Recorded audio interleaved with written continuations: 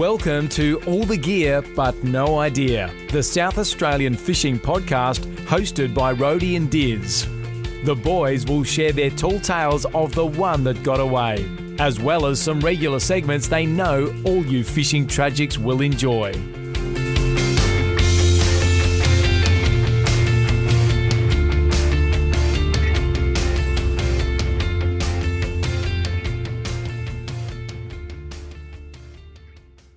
G'day and welcome to All the Gear But No Idea, the South Australian Fishing Podcast. We are here for episode 103. Dizzy, welcome aboard.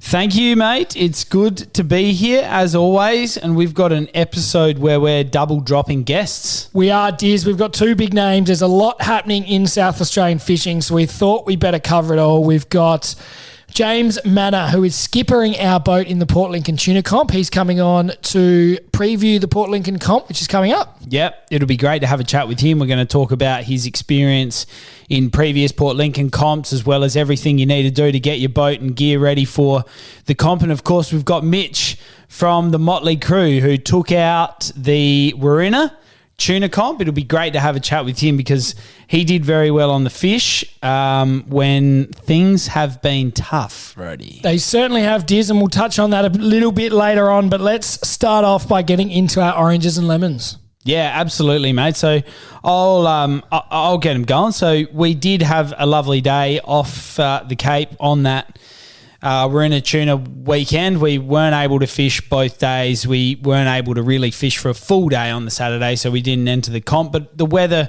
did play the game. It was nice in that sort of Wirrina to Cape Jarvis stretch. The easterly was pushing through the passage a bit, so it was a bit nasty getting out in the passage, but nothing that James's lovely 2400 Staby couldn't handle. And it was lovely to take home 4 southern bluefin tuna, Rhodey. It was a great morning getting onto them. It was, Diz, and they were pretty good size, good fish, good to get out in the boat, and it was a good day all around. Yeah, it was. It was good. You know, we sort of gelled well as a bit of a team having us on there. James showed us how he likes to run things on his boat. He's decked it out very well, and we'll hear from him a bit later in today's episode. But it was good to get some tuna on the deck and yeah, sort of catch some locally this year. It certainly was, Diz. I'm going to crack my beer before I give you my orange. Now, my orange this week, Diz, we caught the 4 tuna. We needed to have a bit of lunch. We thought, let's just go in close and do a bit of squidding. Mm-hmm. And we were having no luck initially. And as is always the way, there's some pro squidder floating off a couple 100 metres away, taking the piss. Yeah. Caught about a dozen in 5 minutes. Oh, it was crazy. Anyway, we'd moved around a couple of times. We thought we were giving him enough space. We thought we were being all respectful and all that. And then next minute we see him motoring straight at us and we thought, oh, here we go. We've done something wrong. We're in trouble. Yeah. And he came over and he was a great bloke and he was very happy to have a chat. Didn't think we were getting in his way, nothing like that. He just wanted to spin a yarn and see how we were going and see how we went on the tuna. He even helped us by putting us on the squid. He did. And I think pro squidders do get a bad rap. Yes. Is that fair to say?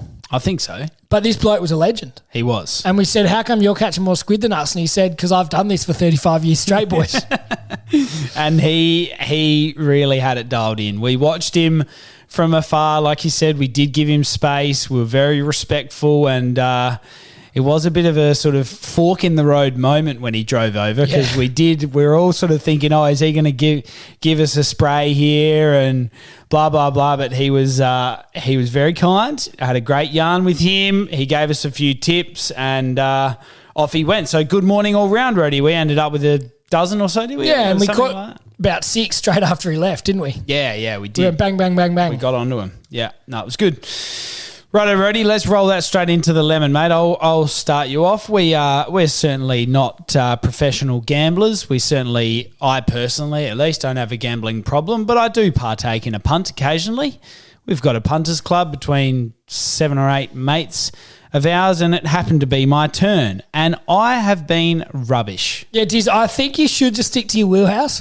I've had nothing to bet on. I was scrolling, and I was like, all right, well, okay, well, I'll have a crack on the EPL. Now, I know zero about soccer. I don't particularly enjoy the game, and I was just plucking things out of left field.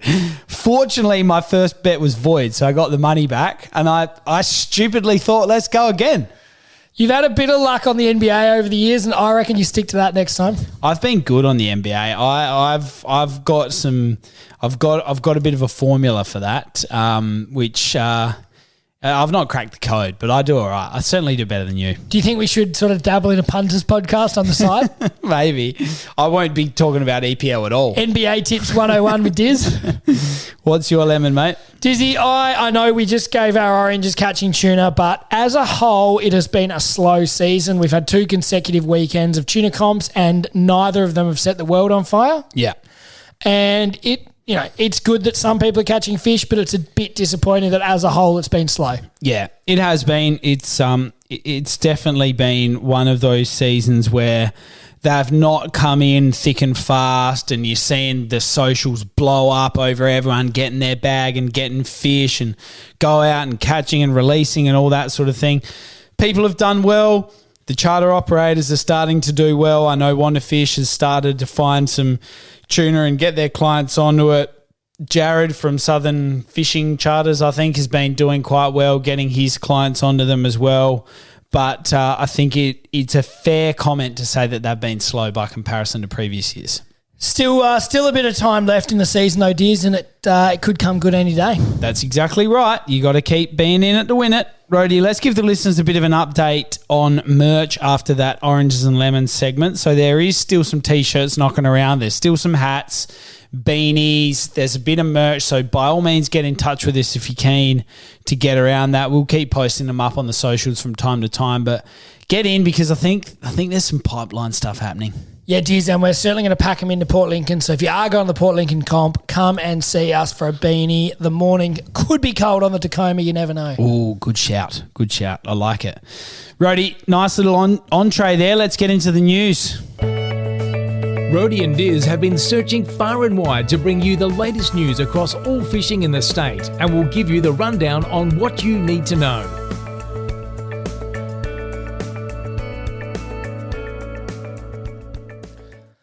All right, Dizzy, we are not going to lie. This news segment is not exactly action-packed. No, it's not. There has not been a lot happening. Look, I tell you what, when you double drop a guest episode like you do this, you don't want your news jam-packed. No, you don't. You want to listen to the guests. They're the ones that talk some sense, mate.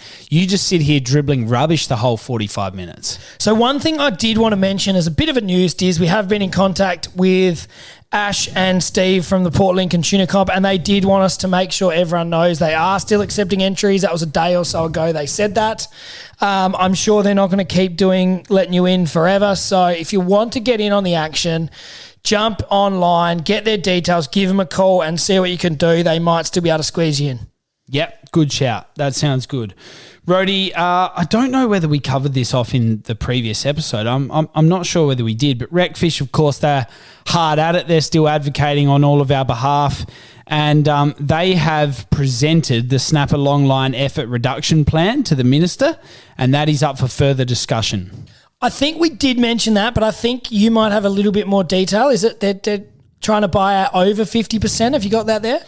Yes. I think that's what it said on the Facebook post, which yes, gave a little bit more detail, I think, to what we spoke about last time. Yeah, so Recfish have tried to pull together all of the different sectors. So they've got recreational, charter and commercial, and they've essentially created a model to reallocate shares by targeting the purchase of longline quota, reducing snapper longline effort by over 50% across the goals, allowing faster recovery, higher snapper abundance and larger snapper allocation.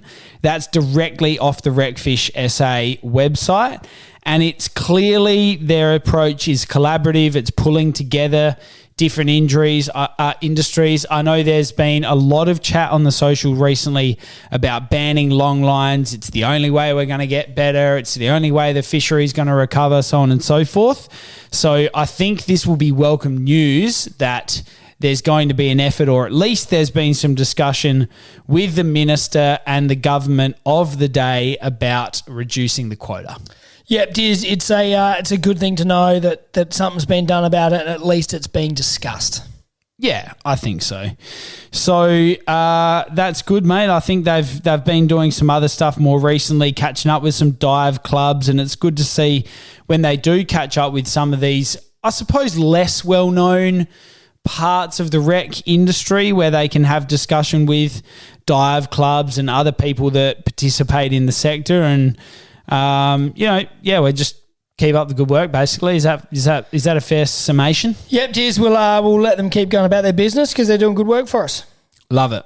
Righto, ready? All right, Diz, the Wirrina Tuna Comp, we did mention this earlier, and we are going to get Mitch on the line in just a minute to talk about this as our main sort of news item, but it has been run and won. Mitch Hallyday took out the prize, a part of Team Motley Crew.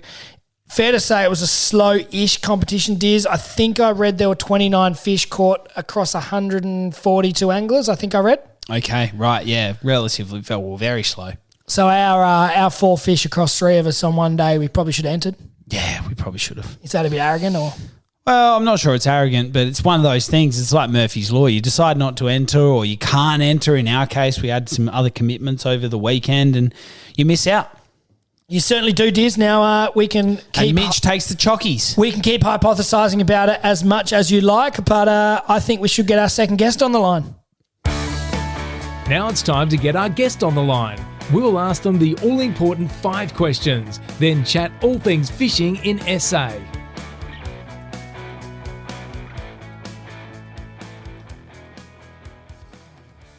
All right, Diz, we are joined here to follow up on our news segment about the Wirrina Comp by Mitch Hallyday. He took out the prize on the weekend. Welcome to the show, Mitch. Thanks, guys. Cheers for having us. Mitch, it's great to have you on, mate, in what was quite a slow weekend at the Wirrina Comp. You did very well, getting some consistent catches of 14.6 on Saturday and 14 on Sunday. We're very much looking forward to having a chat with you about those fish. If you don't mind just quickly whipping out your GPS, that'd be great if you can give us the marks when we have you later. But in the meantime, mate, let's start with the 5 questions that we ask all of our guests. So to start with, mate, tell us about your best fish. My best fish? Probably my best fish would have to be probably a large mulloway I caught. My first large mulloway I caught. A long time ago now, I suppose, but it's just a fish I've been chasing for many, many years, and to finally get that big fish on the rod and reel was a pretty amazing feeling. Yeah, beautiful, Mitch. You could have just said the fish that won me $3,000 on the weekend. We would have accepted that as well, but that's just showing us that you catch mulloway as well as tuna. But we'll let you get away with that. All right, what's your favourite thing about fishing? Favourite thing about fishing, probably just spending time with the mates, the banter on the boat, the excitement beforehand, I suppose. Yeah, it's unreal, isn't it? That anticipation you get, whether it's fishing a comp or just heading out for the weekend. There's always a fair bit of time and effort and thought goes into what you're going to do, where you're going to go, this, that, and the other. And then, when you do get the chance to get out there, like you say, with your mates and all that, it's a bloody great feeling, isn't it? Yeah, bloody oath. A lot of sleepless nights and a lot of banter between mates. Yeah, beautiful. That's what it's all about, Mitch. Now tell us about your first fishing memory or what got you into it. What got me into fishing, probably a good mate of mine many years ago when I was younger. Just invited me out one time to a little fishing trip down to Second Valley, and I caught my first squid then. And that sort of just, got me going from there. Yeah, it's amazing how you always remember some of those early trips where you just started getting the absolute, you just get hooked, and it's just, you start getting the itch for it, and you're thinking about the next trip, and you're planning it, and you want to go out again, and you want to get a bigger one, or you want to catch a different species. There's always something in fishing, isn't there? 100%. Mate, what's your favourite sort of fishing and why? Favourite sort of fishing would have to definitely be nannygai fishing. I love chasing nannygai. It's just sort of my favourite fish to chase. It's they're hard to catch, they're tasty, And I suppose there's a lot of bycatch that goes with it as well, which is always on the plus side. Yeah, beautiful. They certainly are good eating and they're good fun to target as well. Now, tell us, Mitch, about your funniest fishing story or the one that got away. The funniest fishing story. Anytime we go squid fishing, I suppose there's always a good laugh. I mean, I remember years ago when we were kids, we used to fish off the Rapid Bay jetty a lot. And every time, you yourself or your mate caught a squid, you'd always sort of hold it up and try and squirt your mate next to you,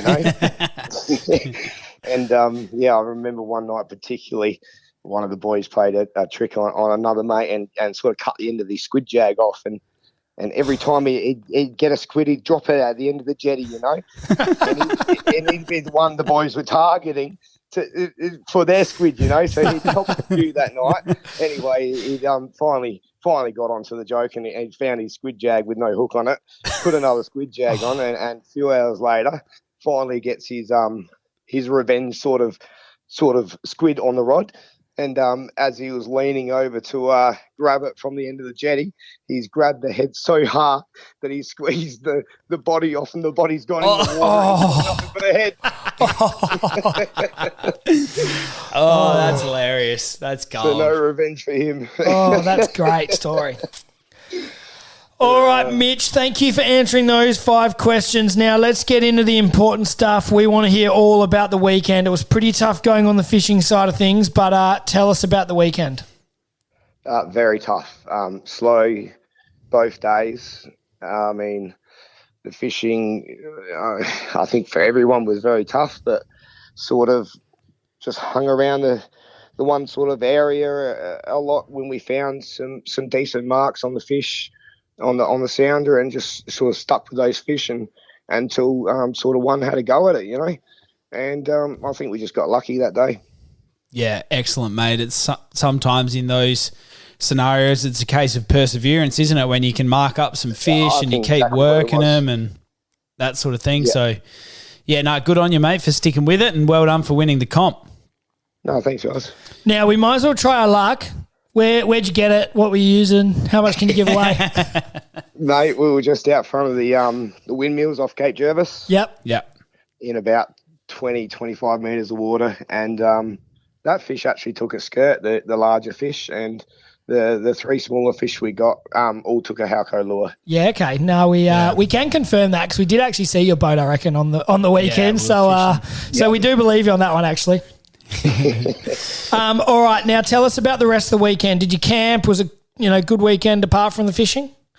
Yeah, it was a great weekend, man. We met heaps of good people down at the club there. We camped down at Cape Jervis, actually, just me and my mate there with a couple other boys.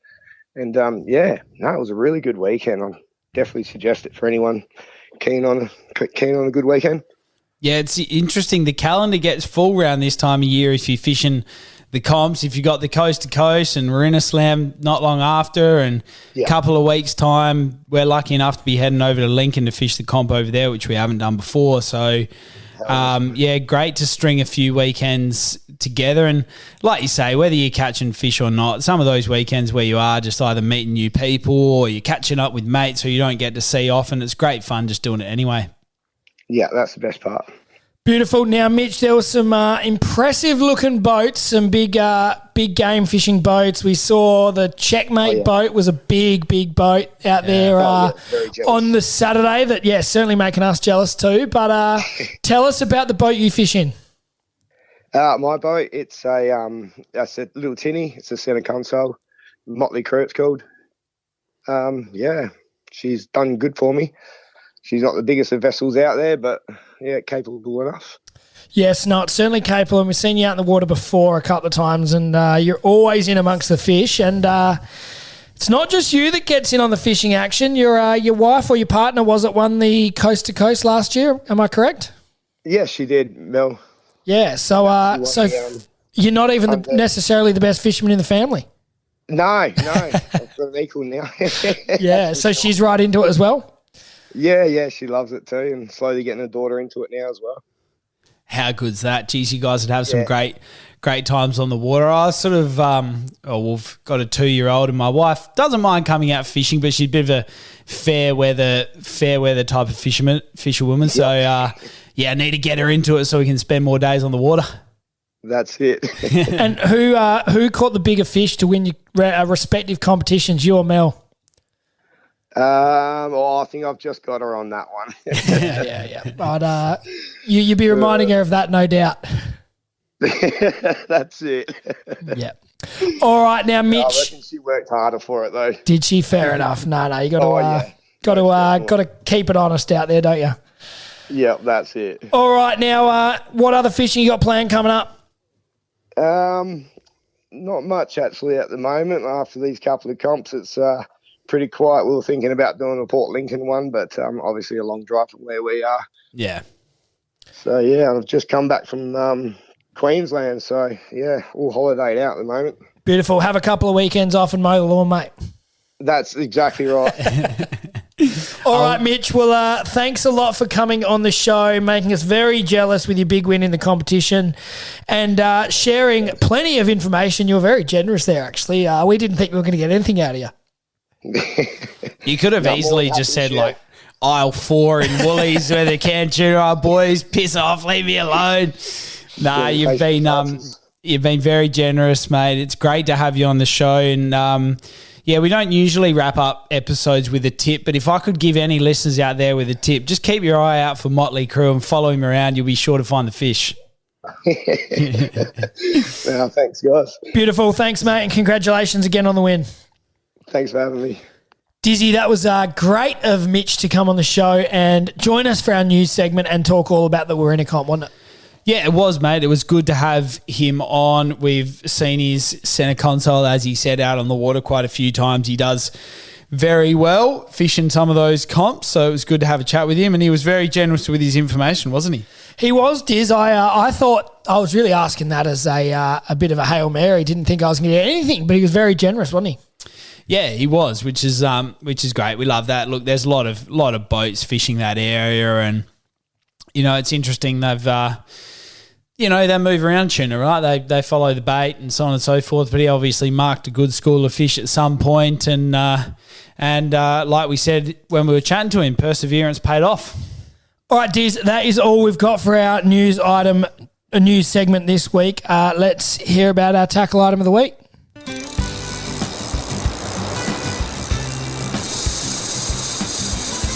Now it's time for Rhodey and Diz to really show you what it means to have all the gear with a lot of idea as they review a tackle item of the week. Rhodey, for the tackle item this week, mate, we have got Shimano's premium wind-on leader. This is the bee's knees of wind-on leaders. We are going to be fishing these in the comp. We'll chat with James a bit later, a bit more about our full setup. Actually, should we give the listeners a bit of a rundown on one of the setups? Yeah, Diz, go for it. Give it a whirl. We've got a brand new Speedmaster, mate. It's elite. It's spooled up now with Buku 10 kilo IGFA legal orange. We've gone for the orange mono, and we are going to whack a bimini on that. We're going to cat's paw that onto this 100-pound premium wind-on leader, and we're going to make sure we follow the competition rules that are posted on the Port Lincoln Tuna Comp's Facebook page. Yeah, Diz, so there's the certain length that you have to have for your wind-on leader plus the doubled over segment of your bimini. Yes. And the leader on the skirts. Yes, and that that's was exactly 6 right. point something, was it? Yes. I think the leader can't be more than 4.7. We shouldn't be quoting this, mate. It was 4.7-ish. And 4.67, I think it is. Was the total 6.1, something like that? Yeah. Anyway, we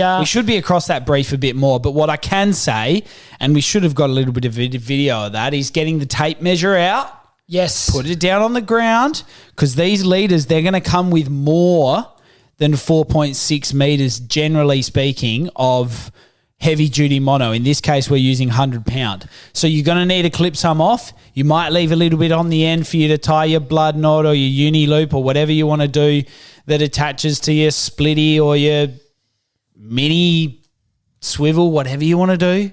We won't give away too many of our tips.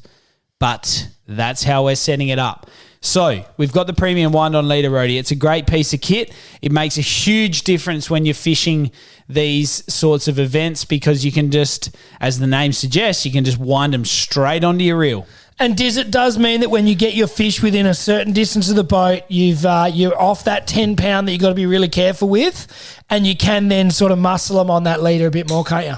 Yeah, that's exactly right. You can work the fish once you've got the leader there. You can sort of get a hold of it, and then you can secure the catch. And technically that's a catch, isn't it? Once you put your hand on the leader and you're holding it? Yeah, it is. I mean, look, you want to get it to the boat. You want to get it in the boat so you can whack the measure on it because, of course, this is it's predominantly a catch and release comp. It is, Diz. Now, we talked last night about why we chose the 100 pound. We decided it was a good compromise between, being able to pull the fish into the boat, plenty strong enough. You feel like that 100 pound is more than enough. I know James was saying others might run 150 or 200 pound, but for us, that 100 pound Shimano it's supple. It's supple enough to still get a good action on your lure, Diz. Is that a good word?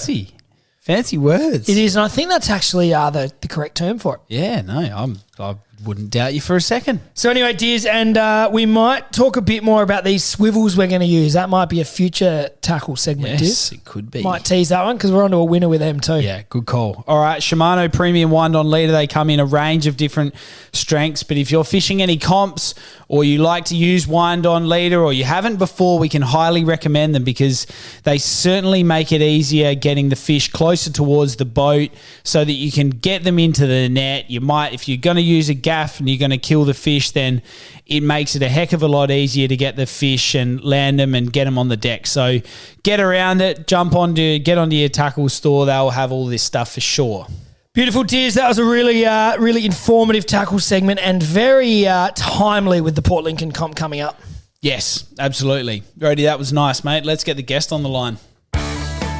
Now it's time to get our guest on the line. We'll ask them the all-important 5 questions, then chat all things fishing in SA.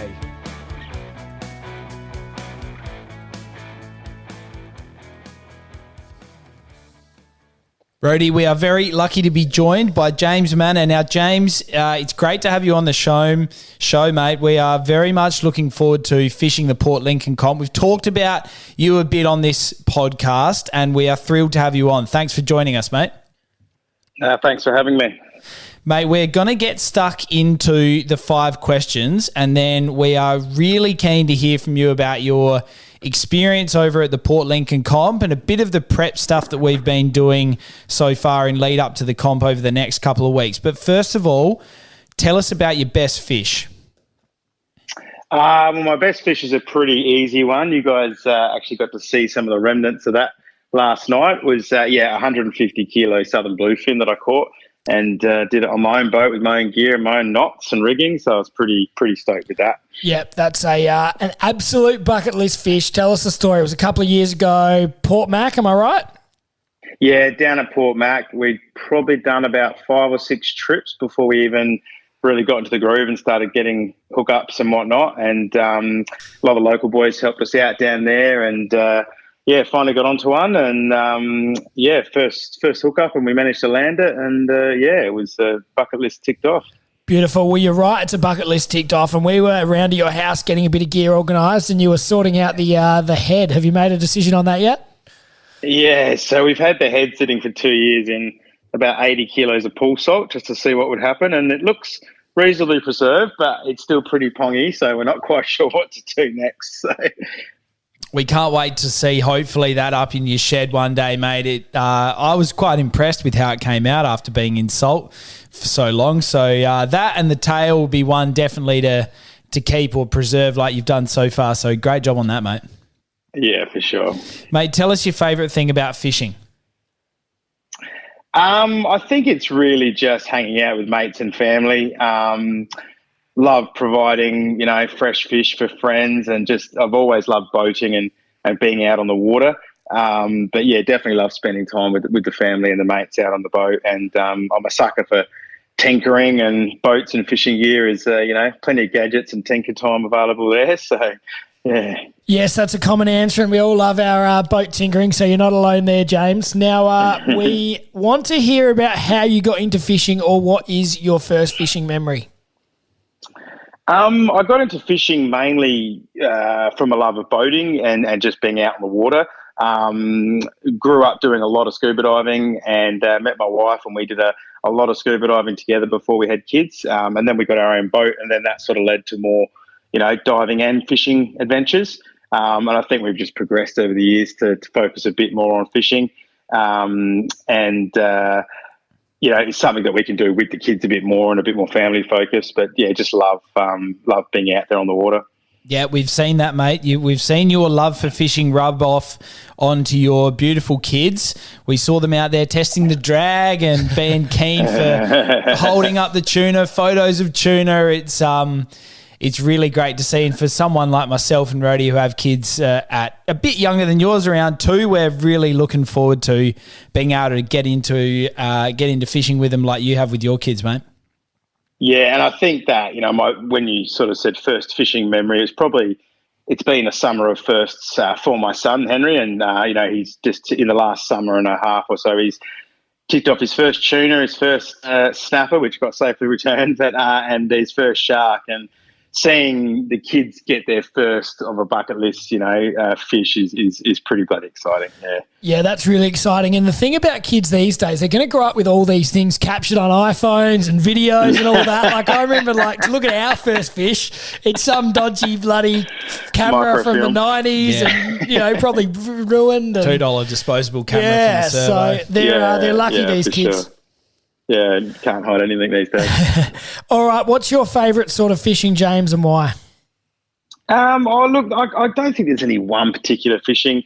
I certainly love tuna fishing. I mean, catching tuna and the way they run, and they're obviously, that real, as close as you can get to proper game fishing around here, I guess. But you know what, just getting a good bag out on whiting is something I still love doing, and even more so coming back to the kids. Like my son and I go out a fair bit, just the two of us, and when we come back bagged out together, we're both pretty proud as punch, and they're pretty special memories. So.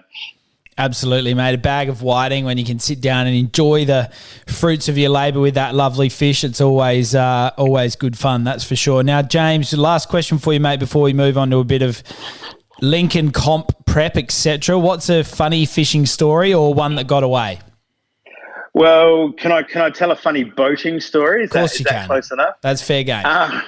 So back in the day, my wife and I used to do a lot of diving, and we did a lot through the university dive clubs. We're heavily involved there, and we helped commission and build this beast of a rigid inflatable rib, a big 24-foot rib, and it was my baby. It was my little project, and I used to drive it pretty hard and show off a bit. Those things are on rails, and coming back from a rather ordinary dive out on the Hobart, and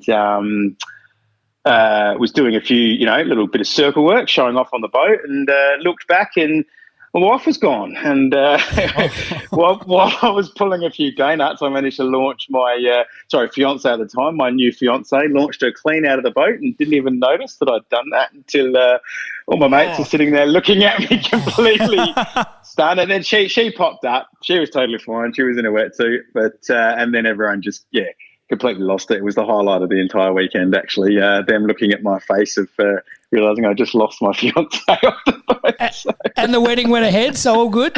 No, she took it quite well, and I toned down the circle work on the boats after that. So. Beautiful. If you can survive that, you can probably survive anything. So that's a good one to tick off before the wedding. Yeah, indeed.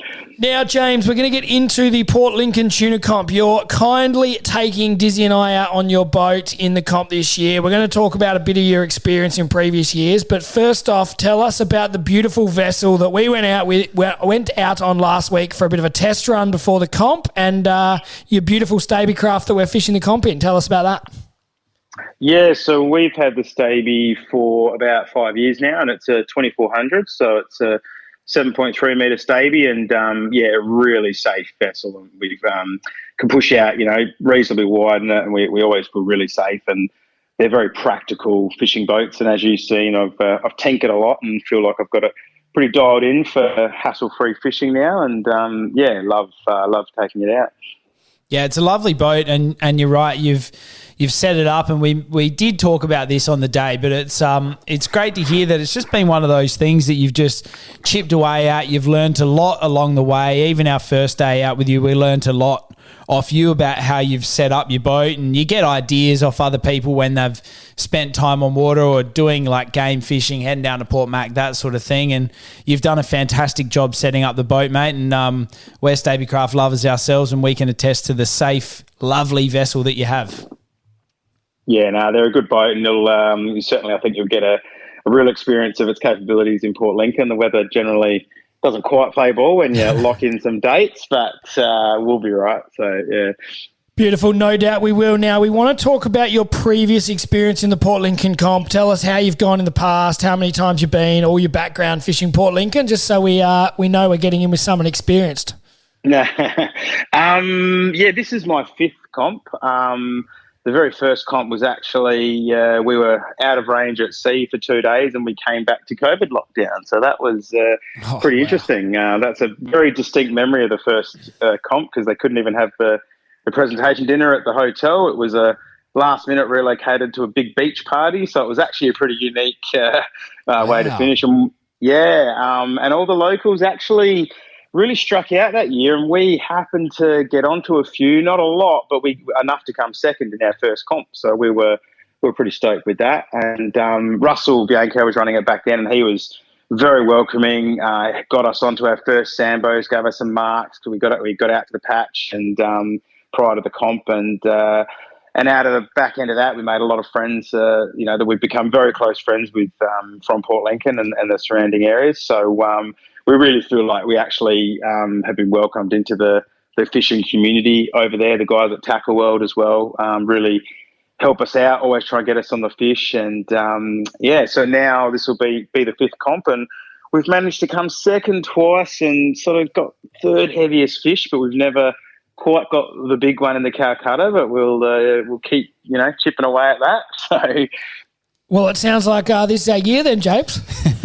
Yeah, no, it's got to be. And look, it's obviously been a interesting season, so it might only take a couple of fish to win it this year. You never know. So. Yes, well, you never know, do you? Now we want a bit of honest feedback. How's your crew looking this year? Mostly Dizzy and I. Yeah, no, you guys do well. I'm pretty happy. I got you out for a test run and made sure you had half a clue. I'm very impressed you can both tie bimini twists, so you're doing well. So let's talk about that weekend, because we did manage to. It's like anything when you're trying to line up calendars between three people, it's not always easy, but we did a great job, I think, getting out on the Saturday of the Wirrina comp. Unfortunately, couldn't fish both days, so we didn't decide to go into the comp. But we were out on the water nice and early, and it was a lovely day. We did quite well, landing four tuna in the end, and we did hook up to one on 10 kilo mono, but unfortunately couldn't get it to the boat. But it was great being out there, and it was a lovely morning, wasn't it, James? Yeah, and I think we did well, because many boats, very experienced boats, got donuts that day. So I think we had the right spread out and the right amount of enticing teasers and bits and pieces to get the fish up. And it was a pity they kept taking the braid, because we were trying to get you to practice on the mono.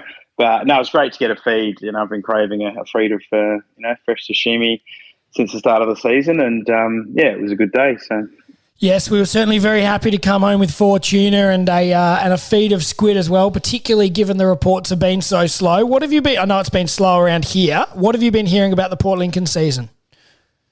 Look, there's certainly been a few fish a bit further up the Gulf, but the pros have hammered them pretty hard.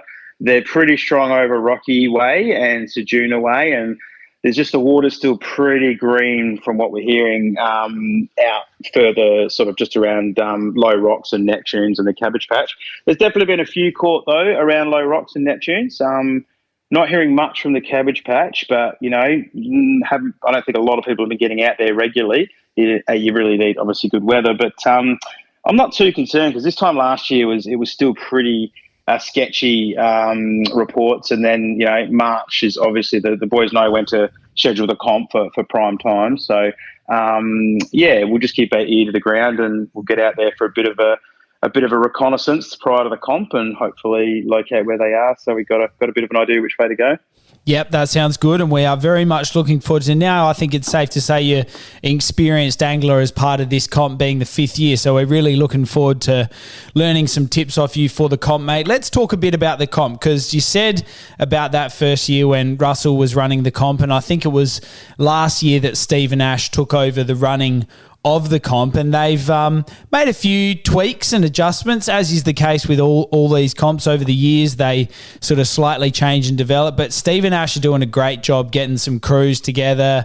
Looks like there's going to be a heck of a lot of fun on the Thursday night at the brewery, and then straight into the fishing, ready to rock and roll.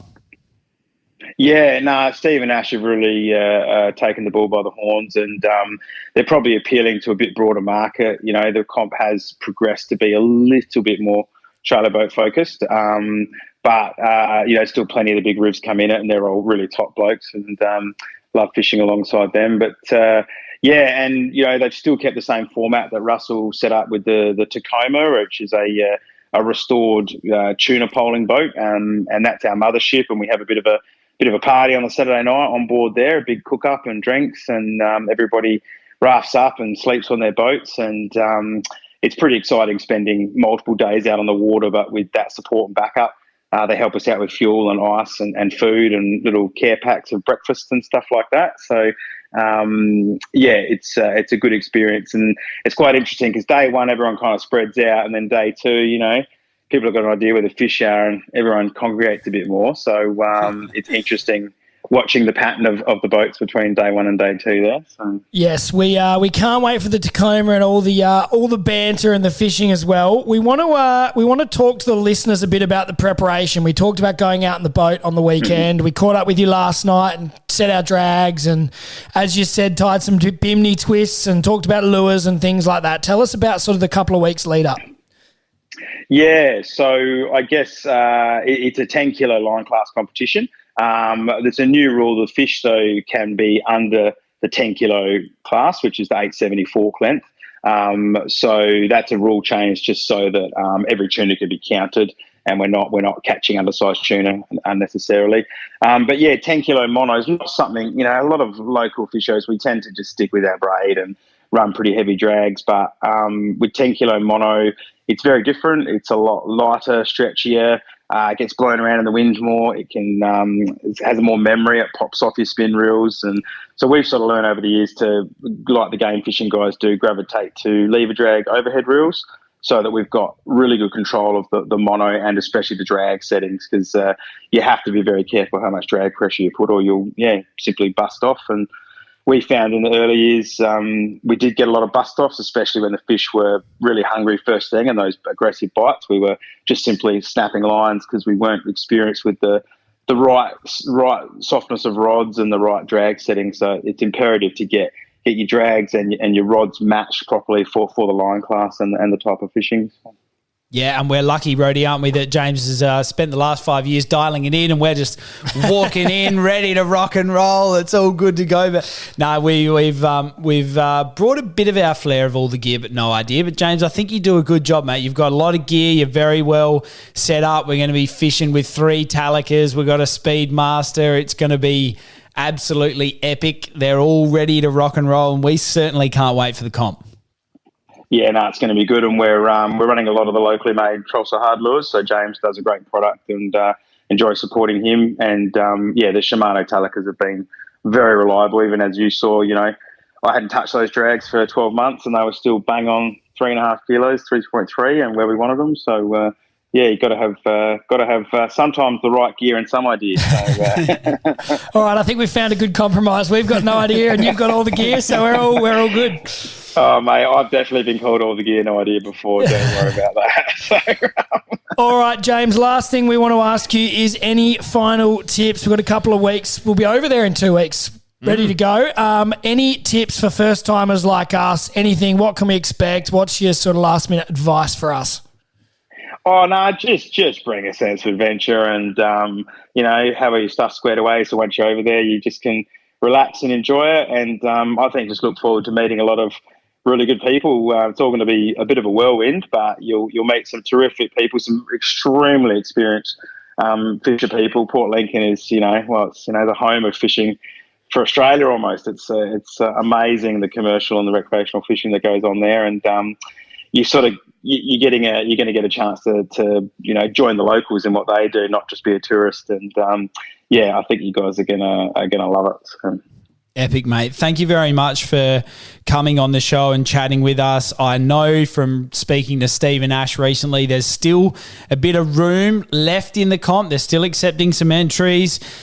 The comp starts on the 7th. That'll be when the brewery and bit of a show and tell of a few boats and that sort of thing. And then fishing will be basically from there onwards, the 8th, 9th, 10th, keep the 11th up the sleeve just in case of bad weather. And we're really looking forward to it, mate. Thank you very much for coming on the show and telling us a bit about what to expect for the comp coming up.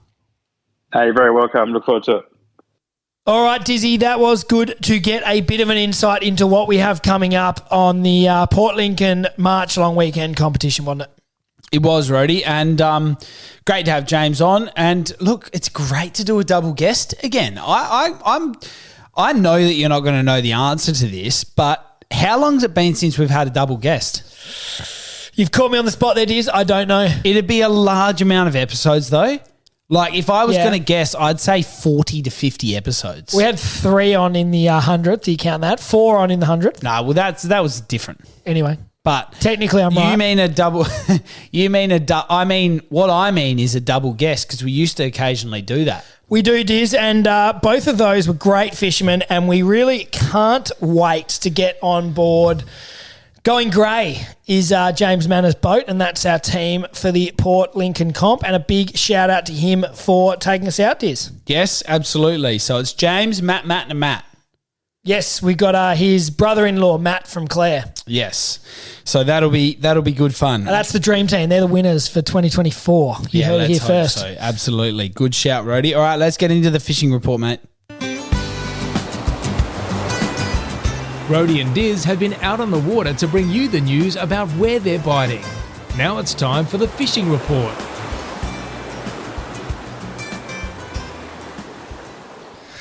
All right, Dizzy, we are going to get started with the tuna. We've dedicated most of this episode to tuna fishing, so we might as well continue on.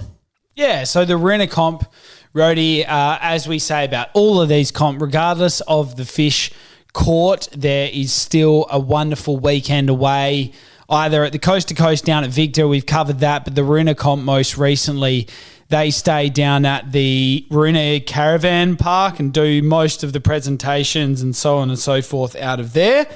And crews sort of stay down in that general area. So a great weekend. You heard it firsthand from Mitch. It's unbelievable how fast these things come around, but it's a busy time of year for tuna fishing in the comp scene. Yes, Diz, and we've already mentioned the Flurio has been pretty hard work. James gave us a bit of an update that Eyre Peninsula hasn't been that easy either, but there are some fish about. We want to talk about some good catches though, Diz. KI has been firing. We talked last week with Gav about the Island Beach area, and There's more fish around that area, that Eastern Cove, Kangaroo Head. Is that right? Yeah, look, I'm hearing whispers of that, mate. So we must have missed that very closely. It was we joked a few times about sort of sitting on the deck where we stayed, a lovely place overlooking Island Beach, and we'd sort of try to convince the girls that we should go out fishing. We'd say, there might be some tuna glistening in the bay out there, and they sort of said, nah, you're taking the mickey, blah blah blah. And look, it could have been the case that there were some fish knocking about through the bay. We certainly didn't find them, but we are hearing reports that people are getting them in Eastern Cove. It is a big bay. Yep. So they will occasionally move in and move out of that area. If they smash the bait fish through there, they'll move out just as quick as they came in. But I have heard it. I've not seen any photos, so I'm not quite convinced yet. But I have heard of some people who were staying at Island Beach not too long after us who did manage to get one on the deck. Beautiful, Diz. Well, it makes sense because we've always got them in the past. Others have got them around that Stokes Bay, Snellings area on the north coast. You also get them sort of further to the east off Cape Willoughby, and it's not that far sort of northeast from there to those Cape Jarvis sort of areas, Diz. So it makes sense that they do swim past that area. It does, mate. It certainly does. And, it's just one of those things. You got to be in the right place at the right time sometimes. And, fortuitously for some, they've been able to see them. They launch the boat. They get stuck into them. Others, you just got to be, like I say, right place, right time. All right, Diz, let's jump to the other side of Kangaroo Island and talk tuna fishing off the Vivon Bay jetty, Diz. Is that like a normal thing to do? Waltz down to the jetty and have a little metal slug that you might want to sling out 100 metres and see if you can't drag a tuna in? In my experience, the answer to that would be no, but a fella by the name of Kai Cobby has gone bang and done just that. Right, let me ask you another question. How many people do you see walking down a jetty with a esky full of 4 or 5 bags of ice ready to chill down a southern bluefin? No, well, this fella might have, and he copped a bit of heat from people saying that it was a Photoshop job. So there was a bit of doubt, and he's gone, well, I'm going to say to you all, I'm Kai Cobby and stuffed a lot of you. I've got the video of me pulling it up the jetty. Oh, bang. So I've seen the video. It's here on this Kangaroo Island fishing scene page, and he has shut the doubters up and produced a video. Good on you, Kai. Good respect to you, brother. So we don't have a Fisher of the Week, but he is the Fisher of the Week. Maybe we should introduce Fisher of the Week. And he's winning it. Yeah, good call. Well done, Kai. Great shout. Righto, Rody. What else is nipping about the place? Do you want me to give you a bit of a summation of of a Yorks location? Yes, Diz. Hit us. So, know a few people who fish the Edithburg area. I believe that the crab has been through and smashed them, and so they're struggling to get blueies, but they're still getting a bit of a feed. This is, of course, a great time to go over there and catch blue swimmers. I've heard similar things around that Ardros and Pine Point, Black Point, Julia, Vincent sort of locale. So it's interesting that they're sort of getting them there. This is a pretty classic weekend where I know some people will tuck away a little sort of blue swimmer crab weekend in their diary if you're into that sort of thing. But I am hearing also in that area that they're struggling to get whiting. Oh, interesting, Diz. Yeah, and I mean, look, I know winter whiting and blah, blah, blah. We've done quite well over those parts with some good productive marks that we've got, but I'm hearing that they're just not fishing as well. Interesting, Diz. I know Jack got them a couple of weeks ago. I think he got the bag, but haven't heard anything more recently than that. Okay, there you go. So maybe just fishing. And Diz, the crayfish in the southeast seem to be firing. I've seen some good photos. Beach, Port Road, Cape Jaffa Ways, both pots and diving. And that's good to hear, Diz. I'm heading down there for Easter, so hopefully they're firing then. And if I can talk myself into jumping in the water and doing a bit of diving, we might get some crays. Nice. Very good. Well, there you go. Holiday plans announced by Rhodey. There you go. So if you want to go down and steal a few marks off you, then go down there. Could be the blind leading the blind. So if anyone actually does have some good spots, hit me up and you can take me out. Good call. Love that. All right, Rhodey. Well, I think that's just about wraps up our fishing report, doesn't it? It does, Diz, and that just about wraps up a jam-packed bumper episode. 2 episodes. Love having that. 2 guests, you mean? Two guests. Wow. Too many beers here, Diz. Too many beers. That's right. So great to have Mitch and James on. You can, of course, find our episode that we'll release on all the podcast platforms. You'll find it on Spotify, Apple Music. Jump on our Facebook page, Instagram. You'll see all the links there and get around it. Send in some photos. Let us know where you're getting the fish. We love it. And as Ben did in the last episode, hit us up with a question, Diz. We love nothing more than a challenge of getting to the bottom of your little fishing conundrum. So hit us up with a comment or a question as a voice memo, and you may even make it onto the podcast. Good stuff, guys. Cheers. Rhodey and Diz hope you enjoyed today's episode of All the Gear But No Idea. Keep up to date by liking and sharing us on Facebook and Instagram. And you can subscribe on all the major podcast platforms. Until next time, good luck fishing.